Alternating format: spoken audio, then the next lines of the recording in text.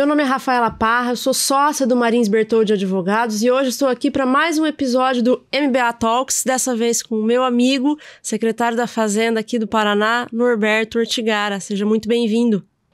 Obrigado, Rafa. Parabéns pelo trabalho de vocês. Estamos à disposição para cooperar naquilo que seja interessante para o perfeito entendimento da nossa sociedade.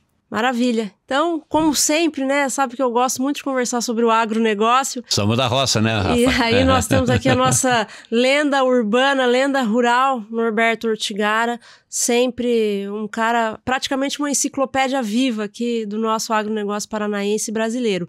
Eu quero começar falando de polêmica, Ortigara.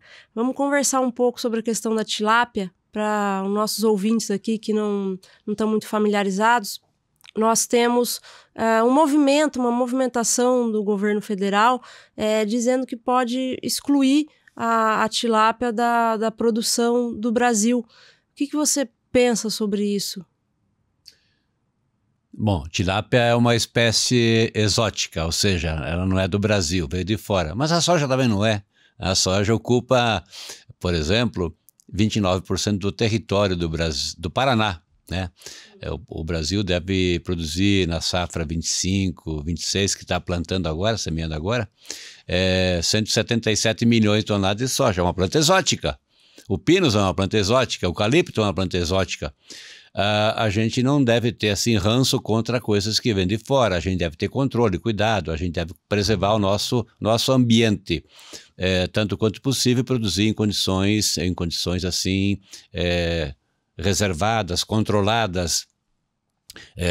Não imagino o Brasil abrindo mão de uma espécie importante de produção de proteína animal, peixe, né? Que nós brasileiros comemos pouco, né? Rivaliza com a carne suína no mundo, o consumo de pescados de todo tipo, né? E o brasileiro, lamentavelmente, come pouco. Eu não vejo, o Paraná começou lá nos anos 70, 80, com produção de pesca e pague, né? Uma cervejinha, uma pescadinha e tal. Isso que eu ia perguntar. Muito calote, muito peixe mandado para pesca e pague de outros estados, muita gente perdeu dinheiro. Mas construiu um sistema vertical, como fez com porco e com frango. As cooperativas muito fortes. Sim, cooperativas e alguns empreendedores privados fortes, e de tal sorte que o Paraná, por exemplo, se tornou o principal produtor dessa espécie do Brasil, beirando aí as 200 mil toneladas. E é um peixe que exportava até esses dias, ainda exporta com muito sofrimento para os Estados Unidos, na forma de São Peter, né, mesmo com esse tarifaço aí. E o peixe, a tilápia, ela compõe um conjunto de proteínas que aumenta a nossa eficiência de mandar proteínas para o mundo. Quando se manda uma carga cheia, né, de frango, de porco, vários cortes, etc., se pode mandar junto para o mesmo cliente, para o mesmo destino, para o mesmo país, para o mesmo navio, ou seja, tornando mais eficiente a logística, também a tilápia. Nós estamos evoluindo, inclusive, com o Congresso Paraguaio, porque tem restrições de lá, de a gente usar aquela baita água ali, né, que nós temos na divisa entre Paraná e Mato Grosso do Sul e Paraguai, para a produção em tanque-rede de tilápia, um grande potencial, um grandioso potencial de produção. Não vejo o Brasil se encolhendo, permitindo até na troca com ganho de mercado de carne bovina ou de couro bovino no leste asiático, né? Para importar tilápia de lá, e nós temos condições de produzir aqui, transformando cada vez mais, Rafa, aquilo que nós temos em abundância, soja e milho, em coisas de mais valor agregado. Sempre é preciso cuidado, né, com a introdução de plantas exóticas, de animais exóticos, assim, no ambiente, para não misturar as coisas, né? Manter segurança alimentar em primeiro lugar. Segurança alimentar, mas não a qualquer custo. Exato. Mas é possível você produzir plantas exóticas, né, ou animais exóticos num ambiente como nós temos aqui, né? Já praticamente nós tropicalizamos, abrasileiramos, né, essa espécie, de tanto avanço genético que nós conseguimos fazer aqui também. Então, eu não vejo, sinceramente, assim, nenhuma chance de tomar uma posição radical dessa magnitude. Confesso que eu não tenho esse dado, mas se você tiver, Ortigara, desde quando que nós produzimos tilápia aqui no Brasil e especificamente no Paraná com essa pujança toda? Bom, em escala assim, comercial, crescente, né, para quem nos assiste ter uma noção, começou lá com um projeto da cooperativa Copacol, que é uma cooperativa que tem sede lá em Cafelândia, no oeste do Paraná, mas que tem o frigorífico de peixe lá em Nova Aurora, uma cidade vizinha.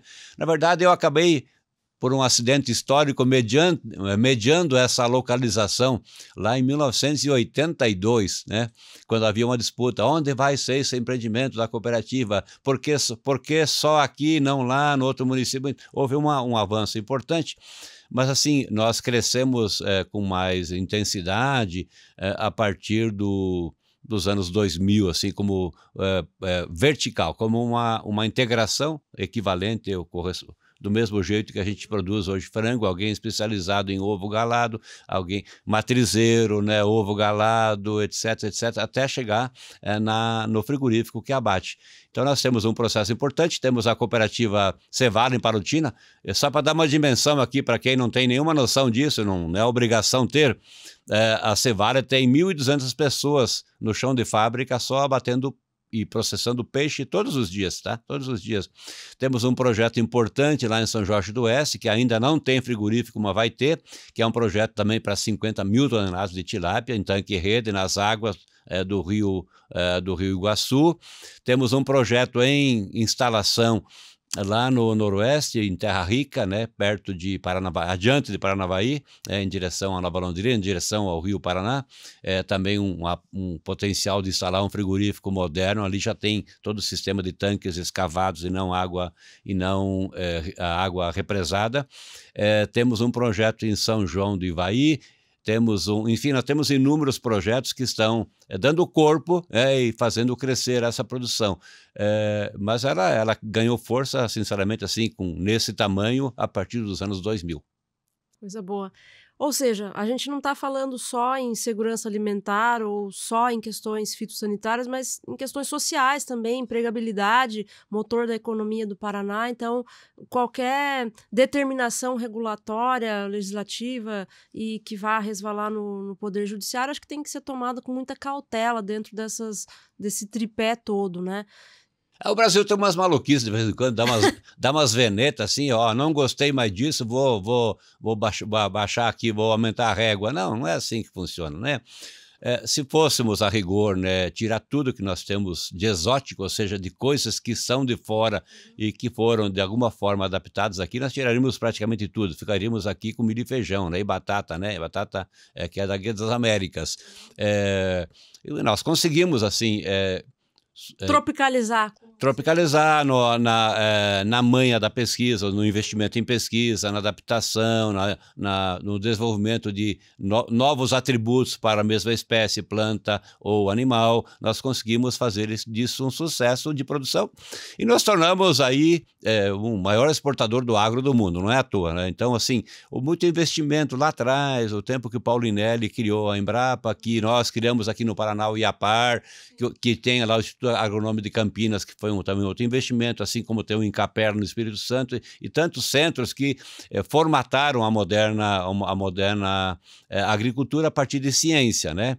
E isso, de fato, fez a gente dominar ambientes, né? Imaginar que a gente ia plantar no tamanhão que é hoje em dia a produção de soja, milho e algodão em Mato Grosso, né? Uma área inóspita, clima ruim, solo mais... Há 30 anos atrás ninguém pensava nisso. Solo mais ácido, requer sempre o uso de corretivo de acidez, calcário, por exemplo, tal. E aquilo virou... Mato Piba, né? Lá Bahia com Maranhão, com Piauí produzindo com competência, Roraima, nova fronteira, Amapá, nova fronteira, no outro hemisfério, né? Na contramão do que nós fazemos aqui no sul. Então são coisas assim que a gente conseguiu trazer para aquilo que nós temos de melhor. De norte a sul. Seria de lamentar, tá, Rafa? Porque lamentavelmente nós não conseguimos dar um nível de qualidade à educação, como fizeram outros países, como Coreia, que eram paupérrimas, mais que o Brasil, dependentes de tudo, mas decidiram investir fortemente em educação de qualidade e no ramo de conhecimento, como é TI, etc., né, que hoje distingue no mundo todo, né, e nós temos temos aqui poucos setores da nossa economia com essa pegada competitiva. Alguns aviões importantes, claro, sempre a gente minimiza, mas é importante a Embraer, e felizmente temos o agro, né? Enquanto a gente desenvolve aqui, quem sabe, outras competências na economia. Aí você tocou num ponto importante no comecinho da tua resposta, Ortigara, e falou agora, né, sobre a pujança do agronegócio nas exportações, tanto na produção quanto nas exportações, não só da proteína animal, mas de outras commodities também. O nosso governador aqui, o Ratinho Júnior, gosta sempre de dizer que o Paraná é o supermercado do mundo. Esses dias eu estava vindo de São Paulo também, quando cruzei a fronteira com o estado do Paraná, estava lá um outdoor, bem-vindo ao Paraná, o supermercado do mundo. E aí eu queria que você comentasse um pouco sobre o tarifaço, que você comentou no início da tua resposta, porque o Paraná, enquanto grande produtor de commodities agro do Brasil, vai sofrer, se é que já não está sofrendo, com esse tarifaço dos Estados Unidos. O que você acha disso? Olha, desde o fim da Segunda Guerra Mundial, um pouco depois, 1947, começou no mundo um movimento, né, para tornar o comércio mais free, mais livre, mais aberto, assim, né, realçando vantagens comparativas ou competitivas locais, e não protegendo internamente as ineficiências, né? E lá atrás, você é estudiosa, conhece, né? Se criou o Acordo Geral de Tarifas e Comércio, o GATT, né? Primeiro movimento assim de organização e tal. Bom, isso é 1947, então há 53, 78 anos, né? 78 anos atrás, 77 para 78. Você que é bom de matemática. Bom, depois disso, toda uma discussão, várias rodadas no mundo, né? Seja Marrakech, Doha, no Catar, e acabou aqui em Punta del Este, né? Aqui no Uruguai, se formou a Organização Mundial do Comércio, a OMC. Hoje um pouco desprezada por dirigentes que mandam no mundo, né? Mas era um movimento de tirar a tarifa, tirar a cota, né? Ou seja, vamos deixar que o meu produto que é bom, ele entre na tua economia, aquilo que é bom da tua economia entre mais livremente no teu mercado, né? E aí vem um presidente no jogo de força geopolítico com a China, etc, etc. Não, para aí. Vamos repatriar como se fosse fácil, assim, vamos produzir valores e empregos aqui no meu território, né? As tuas competências lá na Ásia são boas, mas você subsidia muito, você paga pouco, você emprega, você é uma ditadura, uns papos assim, né? Que todo mundo sabe, né? E vem assim, para aí, não brinca comigo, não brinca de criar uma outra moeda a não ser o dólar no comércio mundial, como se fosse fácil, alguém diz assim, ó, você pode fazer comércio com qualquer moeda no mundo, mas assim tem um jogo que tem um equilíbrio, né? Que tem uma moeda que tem uma grande relevância, que é o dólar americano, né? Que praticamente foi assumido como uma moeda de referência no comércio mundial. Você não brinca de fazer traquinagem política no teu país ali, né, nessas disputas esquerda-direita, né? Coisa idiota, tá? E fica quietinho, mas toma mais 40% de tarifa. Então, isso de fato criou um embaraço para o Brasil, uma dificuldade comercial. Os Estados Unidos são o nosso segundo parceiro comercial. Eles ganham dinheiro nas nossas costas, porque nós somos deficitários, ou seja, a gente paga mais para eles do que eles pagam para a gente no comércio, né? E isso acabou impondo embaraços muito grandes para alguns setores da economia, particularmente aqui no estado do Paraná, onde nós temos, por exemplo, uma planta de cerâmica 100% dedicada aos Estados Unidos. Uma planta, de 3 que nós temos aqui grandes. Nós temos uma indústria que é americana, que faz máquinas agrícolas, máquinas para estrada, tal, uma máquina linha amarela, e que é filial americana, mas que exporta quase 4 bi para aquele país. Nós temos setores que o Paraná é bom nisso, com plantas exóticas, né? Produz madeira forte, nós somos o principal espaço produtor de madeiras para todo uso aqui do Brasil, seja o cavaco para energia, seja a lâmina, seja madeira bruta serrada, seja painéis, seja placas MDF, MDP e outros tipos, seja papel e celulose. O Trump só aliviou celulose, né? Papel e celulose. Então, aquilo, indústria aqui de Telêmaco Borba, de Jaguaraíva, etc., de 100% de Bituruna, quase 100% dependente do mercado americano. Aí, de repente, você era competitivo e o cara te põe na tua cara assim, ó, um custo de 40% adicional. Você quebra, né? Você demite, você não sobrevive. Porque não é fácil você mover um navio que está em alto mar, se for carne, quem sabe, ou soja, que é uma commodity, você redireciona em alto mar, nem volta para casa. Mas quando é um produto específico, assim, feito à feição do gosto americano, do jeito americano de construir casa, não tem o que fazer. Não tem o que fazer, volta e você quebra.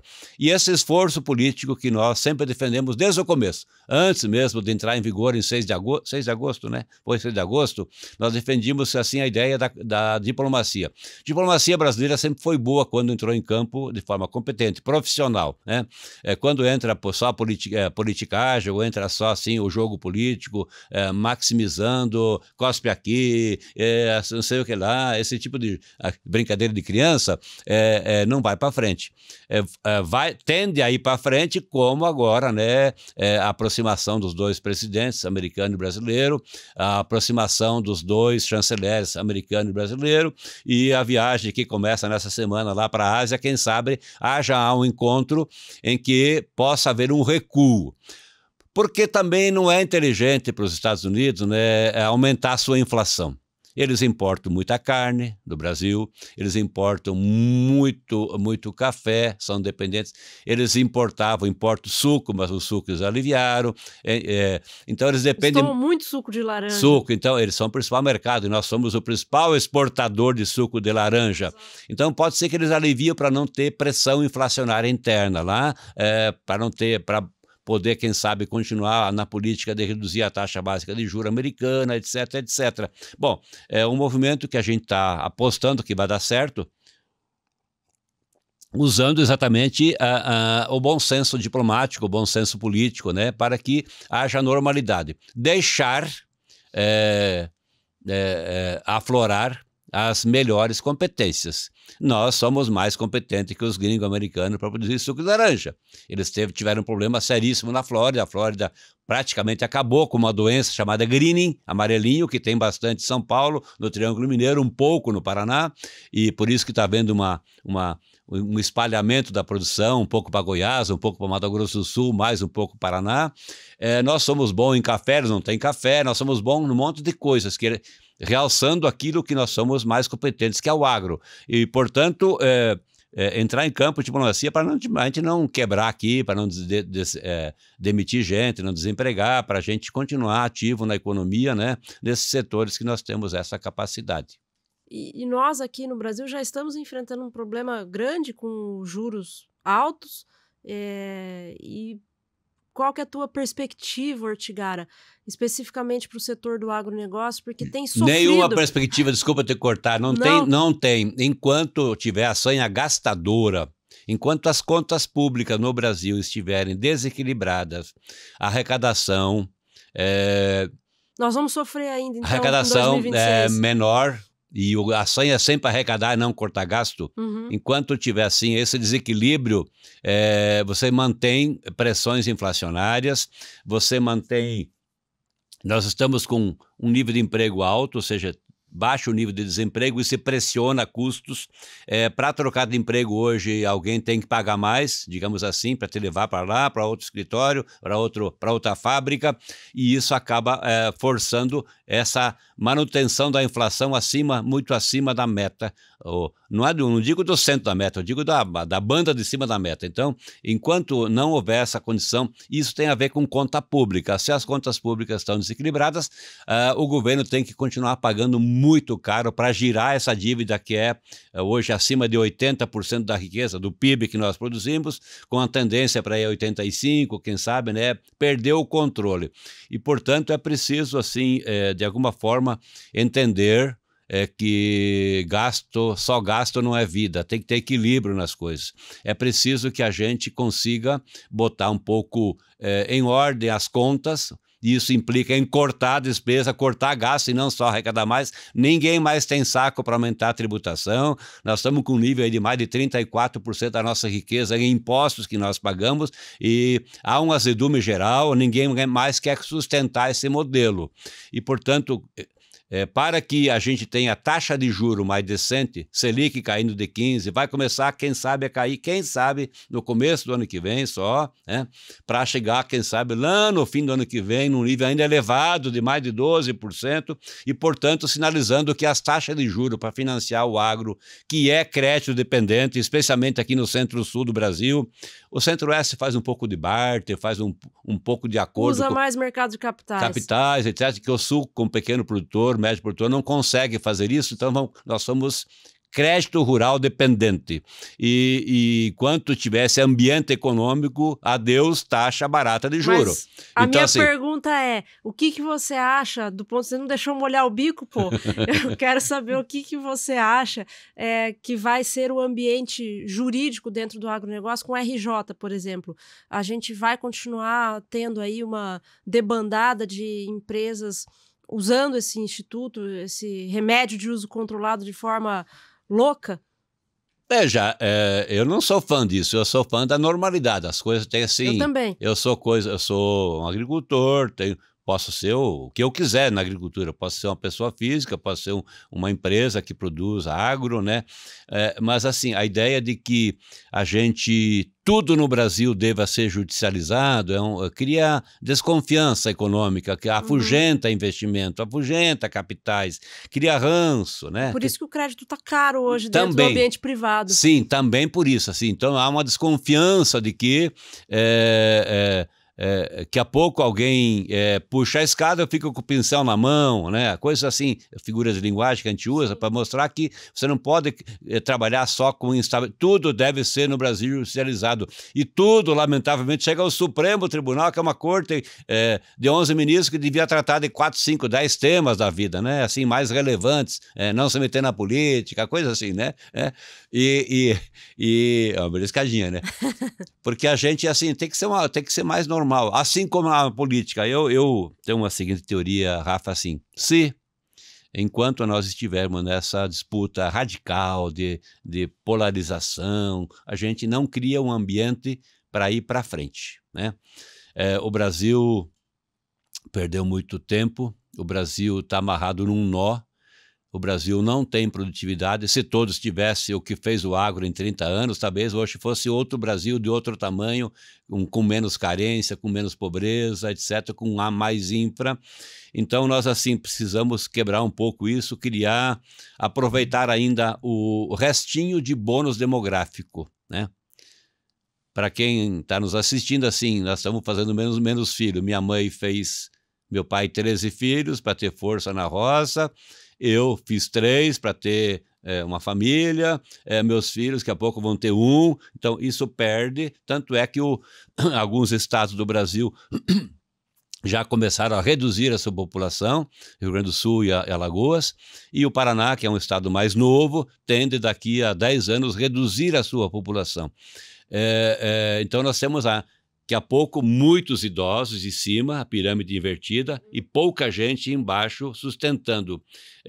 Se rompe um compromisso entre gerações, né, para manter um modelo funcionando, de vida digna na velhice e tal. Então nós temos que aproveitar isso. Nós estamos nessa armadilha da renda média, a gente não consegue dar esse salto, e esse salto precisa vir com produtividade. Fazer mais e melhor, muito mais e melhor, com menos recursos do bolso, da natureza, etc, etc, etc. Então, a gente precisa criar um ambiente favorável para isso, e aí tem a ver com ambiente jurídico mais estável, tem a ver com menos disputa radical de lado a lado, só política, só verbalização de ponto de vista, e olhar de fato. Por isso que eu torço para que algum estadista, né, com peso, com densidade, possa liderar, não é mandar, liderar um processo de retomada de um ciclo de crescimento um pouco mais acelerado. A gente cresce 2, 3, recai um pouquinho, enquanto a Índia está crescendo a 6, 6,5, a China, que já cresceu a 10, 12, 6, está num nível aí de 5, 4,5, 5,5 4%, mas é um crescimento consistente, ficando rica e nós, quem sabe, condenados a ficar pobres e velhos para o resto da vida. Forte, hein, Ortigara? É. E eu quero finalizar com você, porque a gente vai conversando aqui e nunca vê o tempo passar, né? Sabe que a gente é bom de prosa. E vamos terminar aqui então com a reforma tributária, porque já é um assunto que está sendo debatido há muito tempo, mas sempre tem alguma nuance nova, e eu participei de alguns eventos aí em Minas Gerais, em São Paulo, no Paraná, e as pessoas, principalmente o produtor rural, as cooperativas e a agroindústria, sempre querendo saber o que vai mudar, a alíquota vai ficar mais cara, não vai? Será que é melhor fazer arrendamento, parceria? O que você, com a tua experiência, tem visto sobre isso? O Brasil, ele apostou em tributar o consumo. Quando o mundo moderno, a maior parte tributa patrimônio e renda. Certo. Isso traz aquilo que a gente chama regressividade, né? Ou seja, o pobre acaba pagando mais imposto que o rico num quilo de feijão, num quilo de carne, etc, etc. Depois de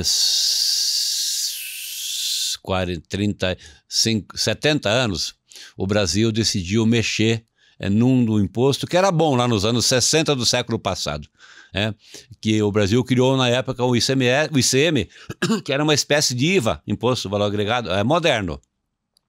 Mas ele se tornou o pior imposto do mundo, dada o tamanho, né? 27 regulamentos, 38 normas por dia, mais ou menos, que saem no Brasil, de ICMS, etc, etc.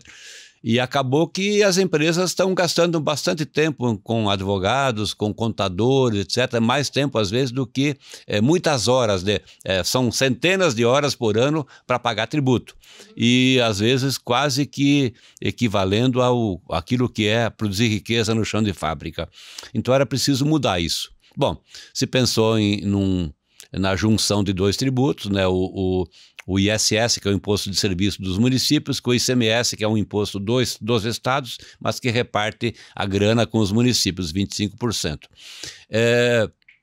Tivemos uma primeira parte já aprovada, né, que entra em vigor agora em 1º de janeiro de 26, experimentalmente, chamado IBS, Imposto sobre Bens e Serviços. A segunda parte ainda depende de votação na Câmara Federal, que é a proposta lá, o projeto 108, né, que complementa. Nós já temos a nova Receita Federal instalada, que é o IBS, que é o Comitê Gestor, que é uma espécie de órgão que vai administrar esse tributo, que é dos estados e dos municípios. Lamentavelmente, muitas concessões ao longo das negociações. De tal sorte que não há expectativa de uma redução. Primeiro que o objetivo não era aumentar a tributação, porque eu já falei que a gente paga muito imposto.